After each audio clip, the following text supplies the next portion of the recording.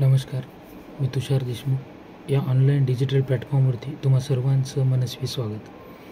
मित्रांनो, देशामध्ये नुकत्याच वैद्यकीय प्रवेशाची प्रवेशपूर्व परीक्षा नीट यामध्ये मोठ्या प्रमाणावर गोंधळ पाहायला मिळाला.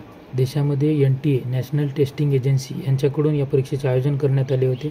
देशातील विविध 557 सेंटर्सवरती विविध शहरामध्ये आयोजन करण्यात आले होते. परंतु राजस्थान, हरियाणा, दिल्ली यातील काही सेंटर्सवरती अनधिकृत गैरप्रकार करून वाढीव गुण विद्यार्थ्यांना देण्यात आले होते व त्याची चौकशीची मागणी संबंधित क्लासेस, विविध विद्यार्थी संघटना, पालक सोबतच विविध राजकीय पक्षाकडून करण्यात आली होती व त्याचवर चौकशी करून त्यातील आरोपीही नुकतेच आढळले व यावरती केंद्रीय शिक्षण मंत्री धर्मेंद्र प्रधान यांनी इस्रोचे माजी अध्यक्ष तथा कानपूर IITचे प्रमुख के राधाकृष्णन यांच्या अध्यक्षतेखाली एक समिती गठीत केली व समितीस NTAचे ध्येयधोरणे व सोबतच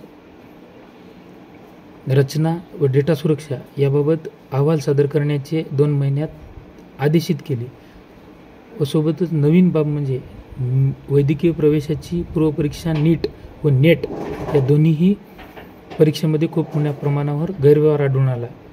यासाठी आता यापुढे देशामध्ये होणारी UPSC, केंद्रीय लोकसेवा आयोग व सोबतच केंद्रीय कर्मचारी निवड आयोग, सोबतच केंद्रीय रेल्वे भरती, नॅशनल टेस्टिंग एजन्सी NTA जे परीक्षा कंडक्ट करते म्हणजेच नीट व नेट UGC या दोन्ही परीक्षा, सोबतच institute of banking personal selection केंद्राकडून होणाऱ्या विविध भरती प्रक्रिया याबाबत एक कठोर कायदा तयार करण्यात आला. यामध्ये 1 कोटी रुपयापर्यंत दंड व 10 वर्षाची शिक्षा अशी या कायद्याची मध्ये शिक्षेची तरतूद करण्यात आली. गैरव्यवहार प्रतिबंधक कायदा 2024 कायद्याची अधिसूचना राजपत्रक शुक्रवारी जारी केले. तर ही बाब नक्कीच शैक्षणिक व परीक्षांच्या दृष्टीने व गुणवत्तापूर्ण विद्यार्थ्यांच्या सुरक्षेच्या दृष्टीने अत्यंत महत्त्वपूर्ण बाब आहे.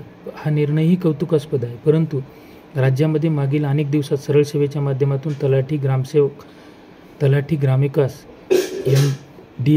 DMR सोबतच पशुसंवर्धन, आरोग्य विभाग यासह अनेक पदभरत्यामध्ये खूप मोठ्या प्रमाणावर गोंधळ पाहायला मिळाले आणि राज्यातल्या विविध जिल्ह्यामध्ये परिणामी नांदेडमध्ये 6 ऑक्टोबर 2023 व 23 जानेवारी 2024, बीडमध्ये, लातूरमध्ये, पुण्यामध्ये अशा विविध ठिकाणी मोठ्या प्रमाणावर बेरोजगारांनी मोर्चे काढले व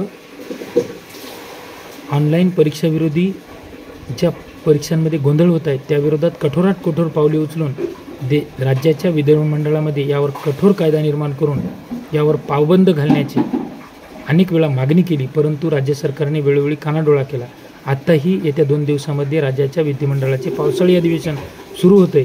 त्यामध्ये हा नक्कीच कायदा पारित करण्यासाठी आपण सर्वांनी CMO व DCM यांच्या प्रत्येकाने जास्तीत जास्त मेल पाठवून हा कायदा राज्यामध्येही लागू करावा व राज्यामध्ये होणारे पेपरफुटीचे सत्रांना कायद्याचे रक्षण मिळावे व येत्या काळात शिक्षण विभागातील पारदर्शकता अबाधित राहण्यासाठी आपण सर्वांनी प्रयत्न करूया.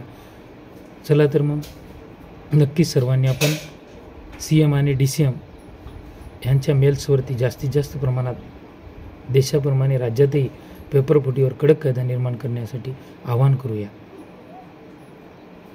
तर मित्रांनो, या विषयावरती इथेच थांबूया. पुन्हा भेटूया नवीन विषयासह लवकरच. तोपर्यंत धन्यवाद. थँक्यू. Stay connected.